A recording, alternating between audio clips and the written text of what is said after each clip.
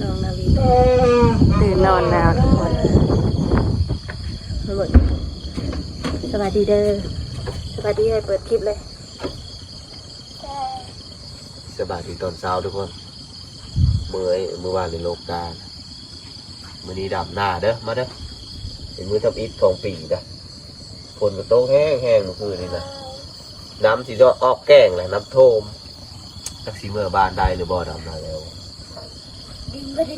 บรรยากาศมื้อเช้าก็ล่มหนาว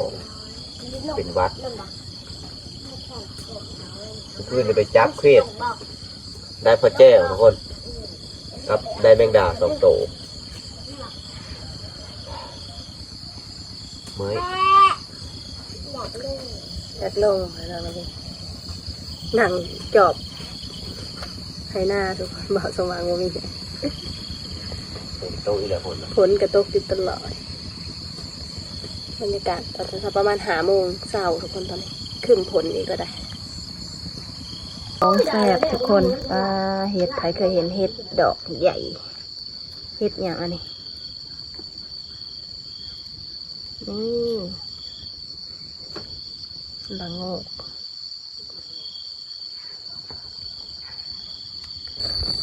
ไปทุกคนเตรียมโตลงดำนามือแหลกไม่ที่แดกไปหาบกาแล้วทุกคน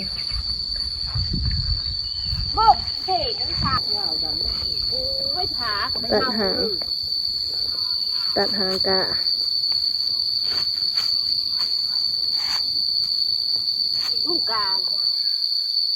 กายาว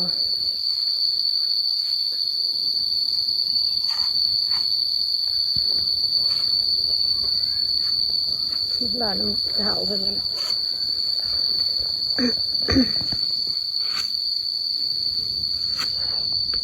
มาเด้อทุกคนมาดำนา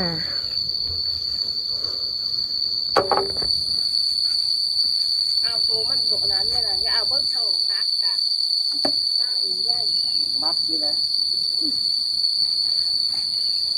พอแล้วยกกาหลายยกกา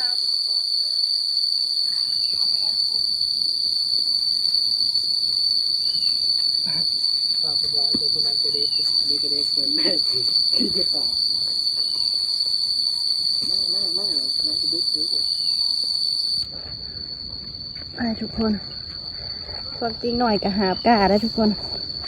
แต่ว่ามีคนจับกองบ่าวสมังยังมาทันลงมาก็เลยได้จับเองอันนี้ไห่นี่ค่ะเมื่อวานนี้โลกาแล้วก็เลยมาดำได้4 ไห่ทุกคน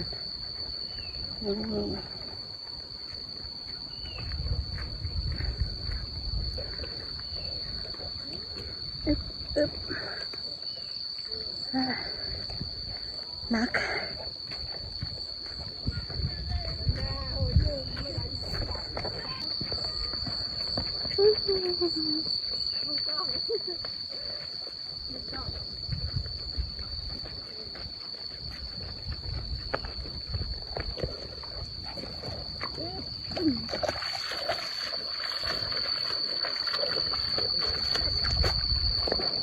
ดู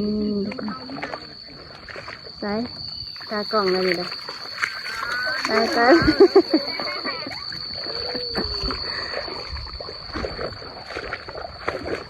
ดำนามือแรกน้องมิว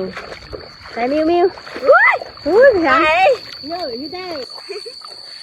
เห็นหมดเลยน้องมิวหลักอายทุกคนฮะเข้าเลยได้สุดก่อนได้เข้ากล้องเลยฮะยังอายอยู่ได้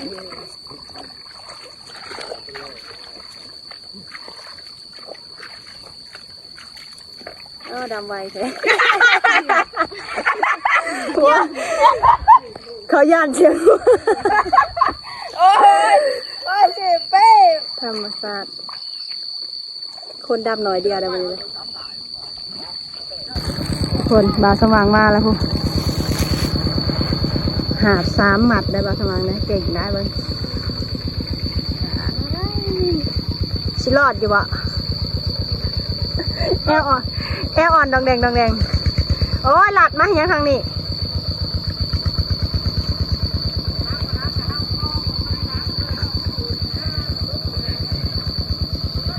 ทุกคน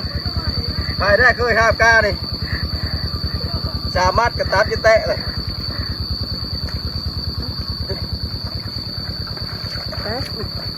รอดบ่ ได้มามีนะพ่อยมามี เอาจ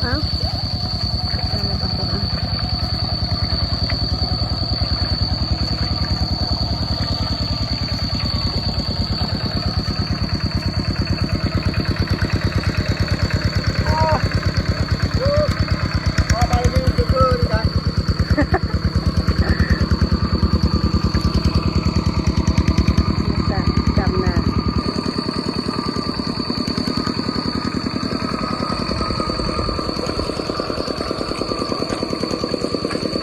ครับครับ เอาคือเอาลงขันยังพันขาดแล้ว นี่เดี๋ยวพัน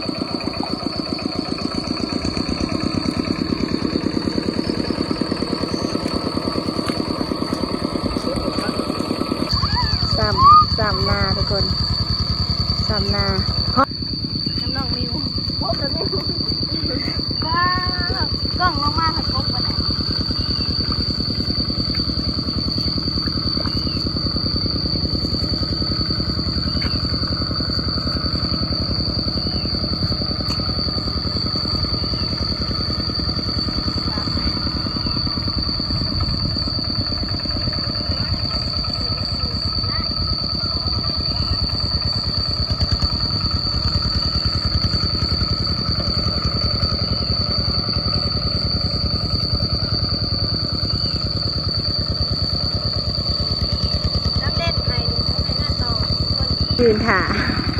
ยืนถาขาดนาแล้วทุกคนก็สิประมาณนี้เนาะขาดนายังไม่แล้วก็ยืนถาแล้วดำแล้วแล้วก็ยืนถาไปเลยทุกคนเลยให้ที่ดำนาแล้ว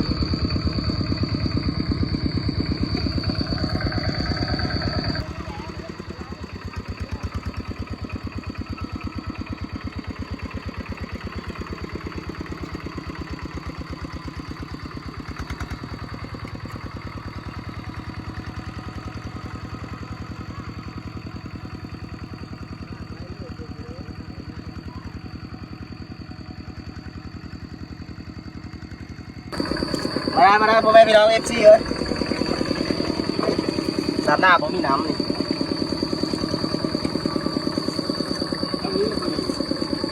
ผู้ใดจะได้ลูกเคยดำหน้าไหว้มาเอาบ้านสมบังเด้อพี่น้องนะ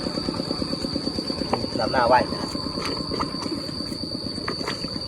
ก่อนมาที่ห้าที่ตรงนี้เพราะว่าข้ามกาน่ะ จึ๊บ เอาดีไปเบิ่งที่ จึ๊บจึ๊บ คะแนน มาพ่อแม่พี่น้องดำหน้ากินต้มไก่มานี่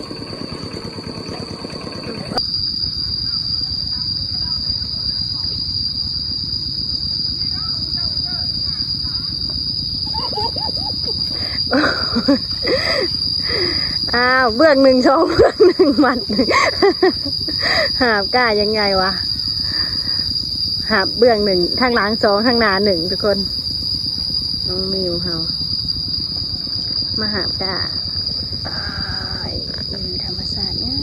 มกล้าเขียวงามแต่ทุกคน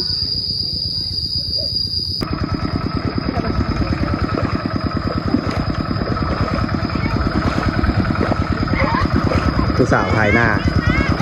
น้องมิวถ่ายหน้าทุกคน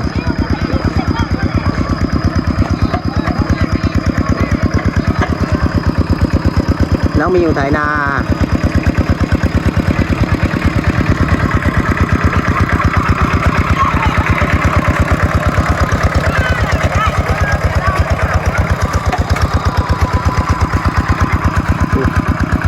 คาดน้ำบดท่านพ่นก็ยืนท่าเป็นแถวพ่นคาดพน้องมิ้วพ่นก็ยืนท่าได้หลายเฮอเลยได้หลายหายเลยได้เป็น10ปลายหายเลยผู้อาบน้ำก็มี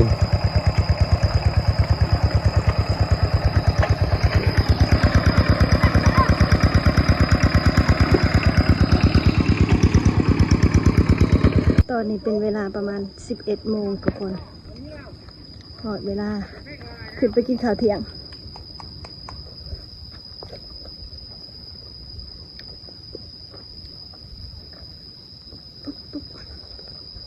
ไปกินข้าวเที่ยงกันทุกคนเดี๋ยวเรามาเบิ่งกันว่าเราสิกินข้าวกับหยังตอนเที่ยงนี่เนาะนอกมิวไปแล้วนะทุกคนพอหยังไปเลย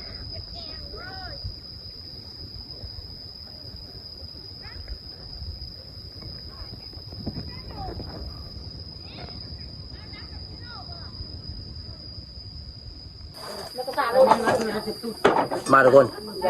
ตอนเที่ยงเลยกินข้าวนะกินข้าวแซ่บหลายคน เมนูก็ตำหุ่งผักกาดก็มีผักกระพูบ้านเฮา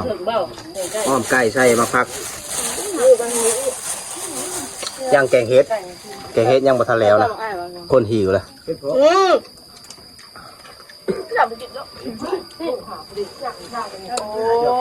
คันเมาหนึ่งพร้อมแต่ยว่างเต็มเลย ว่างเลยได้ มาทุกคนกินข้าวน้ำกันเด้อแซ่บๆมันกินข้าวสามัคคีเป็นโซโลเวอร์แน่นอนหนึ่งนะ จำหมูให้เปล่า